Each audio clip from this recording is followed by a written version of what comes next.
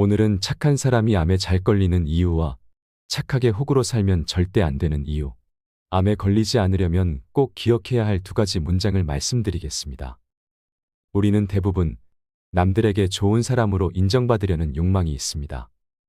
자기 생각을 분명하게 주장하는 것을 상대방이 불편하게 여길까봐 과도하게 염려하기도 합니다. 하지만 과연 그럴까요? 마음속에 억압된 감정을 잘 폭발시키는 습관성 분노의 증상을 가진 사람들은 심장병에 잘 걸린다고 합니다. 반면에 분노와 저기의 감정을 표출할 기회가 없는 착한 사람들은 암에 잘 걸립니다. 법 없이도 살 사람이라고 소문난 분에게 유난히 암 발생이 잦고, 막상 누가 암에 걸렸다는 얘기를 들으면 아니 그렇게 좋은 분이 라고 말문이 막히는 경우가 많습니다. 많은 사람이 암을 두려워하면서도 암 발생의 원인 중 최대의 요인이 스트레스라는 사실에 주목하는 사람은 별로 없는 것 같습니다. 최근 정신신경면역학의 발달로 질병 발생의 심리적 요인에 많은 연구가 진행 중입니다. 특히 암에 있어서의 연구는 괄목할 만한 성과를 거두고 있습니다. 고민의 의미를 모르는 정신박약아와 전혀 다른 정신세계에서 살고 있는 정신질환자에게는 어떤 종류의 암도 발생하지 않는다고 합니다. 정말 놀라운 사실입니다.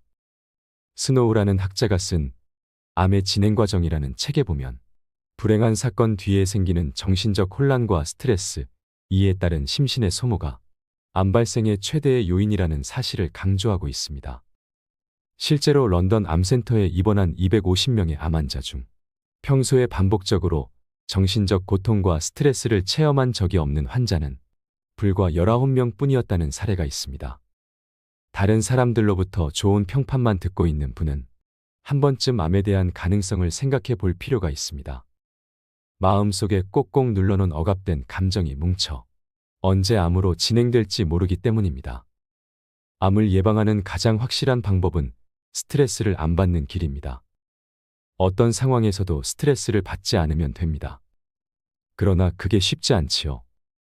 일은 포기하면 그뿐이나 사람과의 관계는 그리 단순하지 않습니다.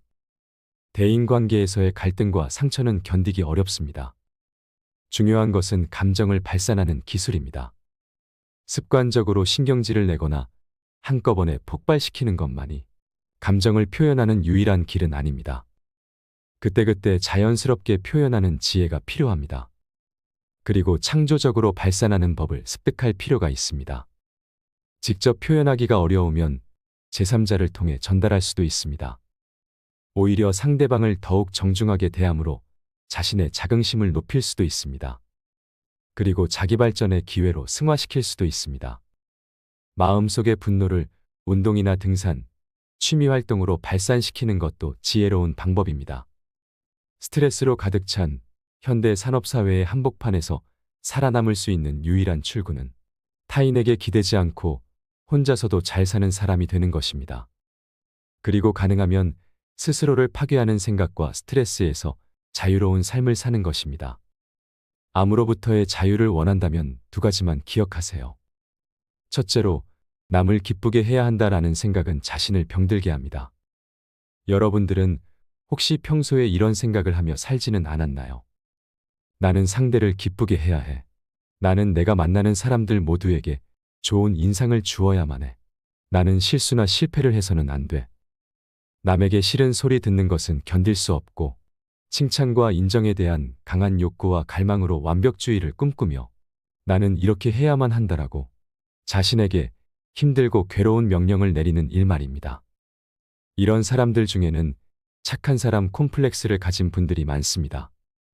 이런 생각에 사로잡히는 것은 대체로 자존감과 관계가 있습니다. 자존감이 균형을 잡지 못하고 가혹할 만큼 너무 강해서 생겨난다는 것입니다. 그러나 모든 일을 너무 잘하려고 하다 보면 인생을 즐길 다른 기회를 놓치고 말 것입니다. 매사 지나친 불안과 걱정만 쌓여 불행한 인생을 살게 될 뿐입니다. 그래서 건강하고 균형 잡힌 자존감을 키워나가는 것이 필요합니다. 자존감의 핵심은 먼저 받아들이는 것입니다. 자신의 장점과 단점은 물론이고 잘못까지 인정함으로써 있는 그대로의 나를 수용하는 것에서 출발합니다. 그런 다음 자신의 잠재력을 찾아가면서 발전할 수 있도록 노력하는 것입니다. 가만히 생각해 보면 나를 비참하고 우울하고 불안하게 만드는 것은 바로 나 자신이라는 것을 알 수 있습니다. 남들은 그렇게 생각하지 않는데 괜히 나 혼자 어떤 작은 일에 마음이 상해 스스로 비극의 주인공이 되려고 하는 것입니다. 여기서 벗어나려면 세 가지 단어를 기억하세요. 멈추고, 조절하고, 벗어나라. 어떤 지나친 마음이 생길 때마다 일단 멈추고 내가 나를 조절할 수 있다고 여기면서 과감히 그런 생각에서 벗어나려고 노력하는 훈련법입니다. 셰익스피어는 세상에 전적으로 좋거나 전적으로 나쁜 일은 없다. 사람들의 생각이 좋거나 나쁘게 만드는 것이다라고 말했습니다. 예를 들어 부자가 되지 못하면 가족을 기쁘게 할 수 없고 내가 원하는 것도 얻지 못하게 된다고 자신을 스스로 괴롭히지 말고 부자가 되고 싶지만 부자가 되지 못한다고 해도 다른 방법으로 행복을 찾을 수 있을 거야라고 마음을 먹으며 살아가야 합니다. 그것이 있는 그대로의 나를 수용하는 방식입니다. 남들로부터 항상 좋은 얘기만 들으려고 하고 나를 반대하는 자들은 다 나쁜 사람이라는 생각에 사로잡히게 되면 늘 화가 나고 신경질적인 사람이 될 수밖에 없지만 내 말이 틀릴 수도 있고 어떤 때는 사람들이 나를 싫어할 수도 있어라고 융통성 있게 생각하면 화가 덜 난다는 사실을 아시나요? 항상 내가 옳다는 생각과 이기적인 마음을 버려야 합니다. 사람은 누구나 인정받고자 합니다. 그래서 인정받지 못했을 때 받을 상처가 두려워서 회피하거나 지나치게 자기 방어를 하려는 심리를 갖게 됩니다. 그리고 그것이 행동으로 이어지면 점점 더 괴로워지고 불행해지는 악순환에 빠지게 됩니다. 여러 유형이 있지만 결국 해법은 하나입니다. 모든 사람에게 인정받겠다는 생각 자체에서 벗어나는 것입니다. 굳이 사람들의 마음에 들고자 그렇게까지 애쓸 필요가 없습니다. 너무 애쓰며 살아가지 마세요. 소심해질 필요도 없고 남들의 반응에 민감해야 할 이유도 없습니다. 모든 것은 마음먹기에 달려 있습니다. 책 나는 까칠하게 살기로 했다의 저자 양창순 박사는 건강한 까칠함이란 인간관계에서 거부당하고 상처받는 것에 대한 두려움을 내려놓는 힘이라고 말합니다. 이를 위해서는 먼저 자기 자신을 있는 그대로 수용하는 자세가 필요합니다. 그렇게 우리는 강인하고 자존감 있는 사람이 될 수 있고 멋진 인생을 살아갈 수 있습니다.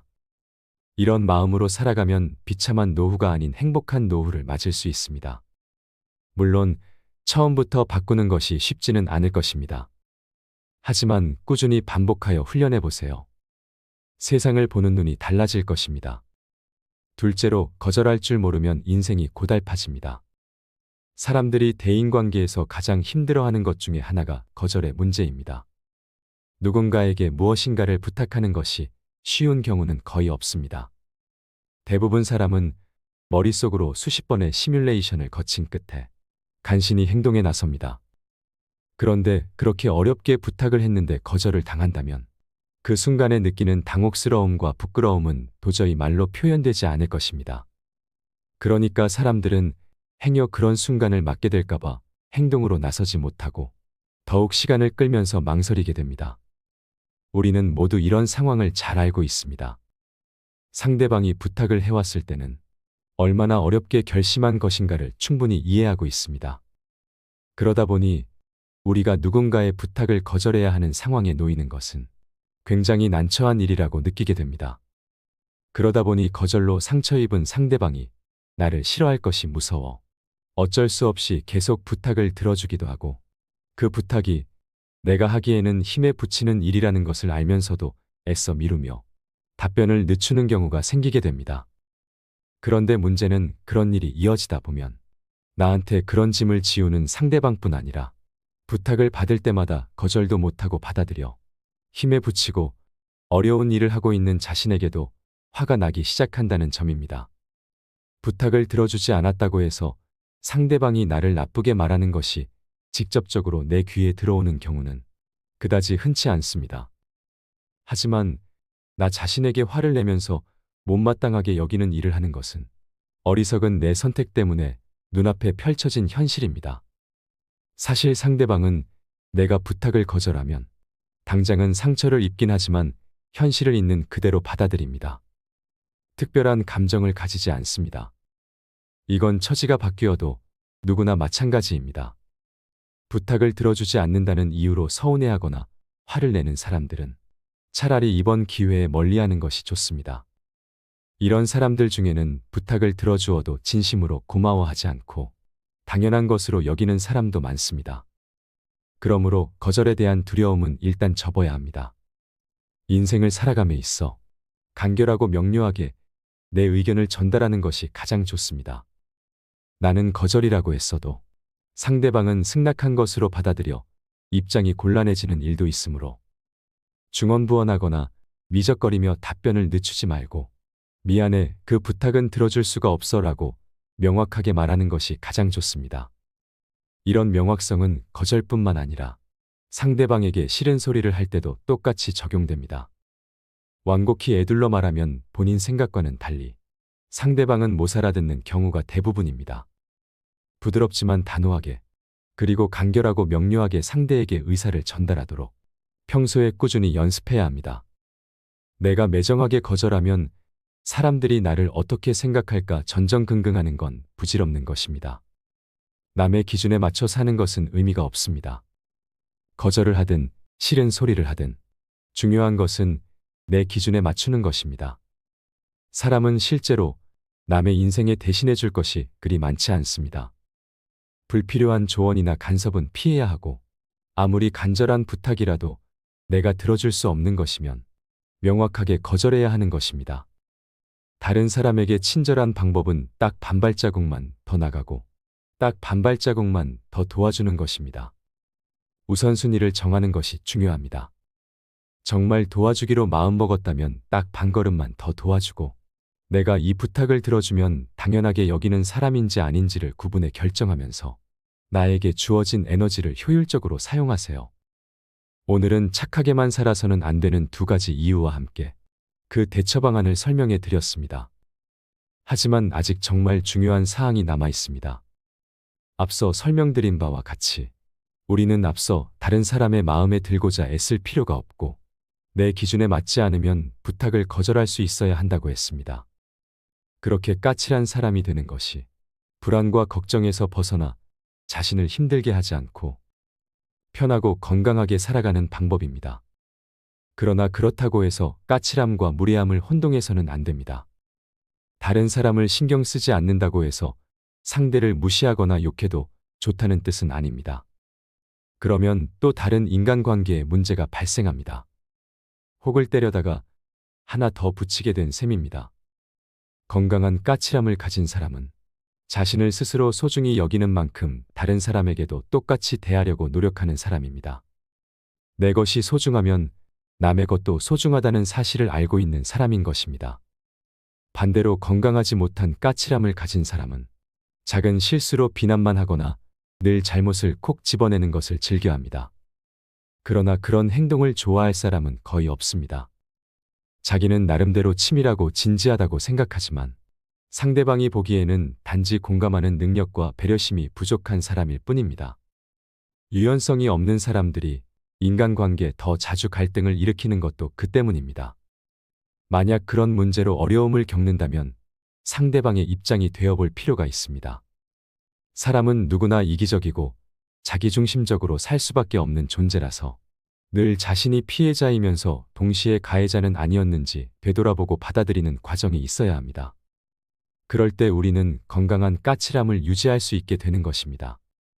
마지막으로 화를 잘 내는 사람들의 특징과 대처 방안에 대해서도 이야기 나누고 싶습니다.